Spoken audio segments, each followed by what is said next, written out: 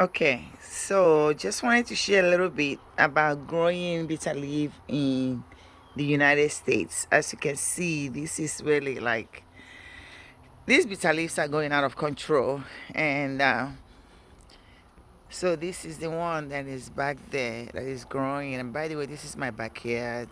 I do a lot of gardening as much as I can.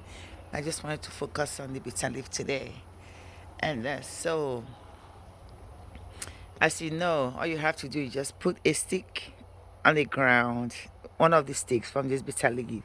Once you put that on the ground, this right here, it just kind of grows out of control. As long as it's healthy, um, you have it in a good soil, it's somewhere that it can just come up, low maintenance. You don't have to do anything. All you do is just put the stick on the ground, and during the season it comes out.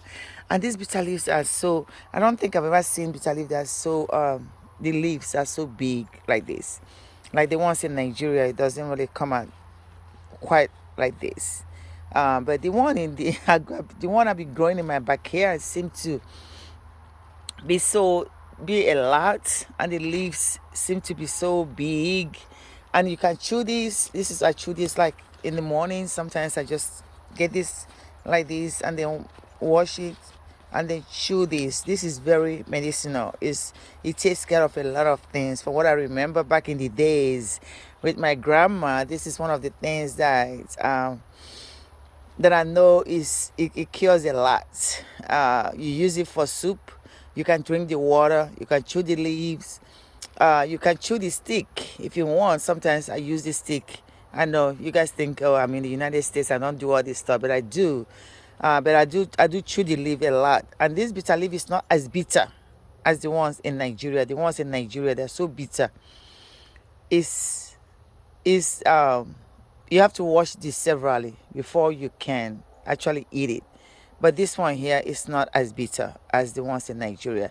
So anyway, so when you get this, what I normally do when I get this, we leave it a little bit out in the sun to so that the sun can touch it a little bit, because if you wash it like this, it will be in pieces.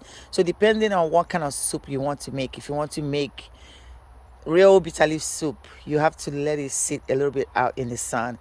If you want to use it as a leaf for your juicie soup or other form of soup that you're cooking, then you can wash it right away, and it's going to be in pieces before you can actually put it in your soup. Okay, so this is the first part of just getting this out. We cut it. I have my mom helping me to cut this. So what she did, she came and then she cut all the bitter leaf because it was like growing real tall. Then she kind of cut it, and once you cut it, it will start, growing back, more leaves, and more of those stems will keep coming out. So that this is just that the first version. So this garden right here is mainly bitter leaf and moringa. That's that one in the back is moringa, but this one is bitter leaf. All right, so I just want to show you a little bit of the process of what I do with my bitter leaf. All right, bye.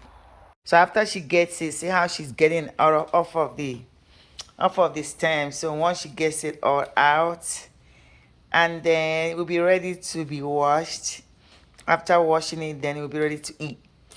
But this process, it doesn't take time. But man, she's looking for not that she's looking for something to do, but she wants to help me do it this morning. So I allowed her to get it done. But this is like she just went and cut all this from the garden.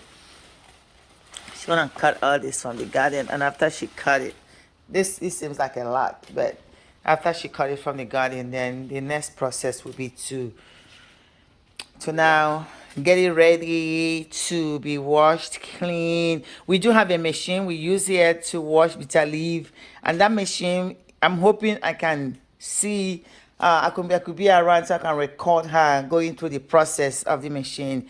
So pretty much what I do here, I do eat a lot of healthy food. I try to grow some of the things that I eat, because in the past when I was growing up, that's what my grandmother taught me in the village. So I try to grow that. As you can see, this right here is moringa that I got from my garden. So I take this and I blend it, and then sometimes I use it for tea. but I put it in my smoothies and I blend it. But this is a story for another day. But right now we are watching the production of the bitter leaf that you use for bitter leaf soup, or you can use it to as a leaf on you can use it for bitter leaf soup, or you can use it as a leaf for your juicie soup or any other form of soup that you're cooking. And anyway, so this is another thing I grow. This is okra. This is part of the okra from my garden, but okra is the one that goes wild sometimes. So I don't really focus too much on it because okra does not know when to stop growing. It's like, they grow so much that you just get tired of plugging the okra. So I just leave it there.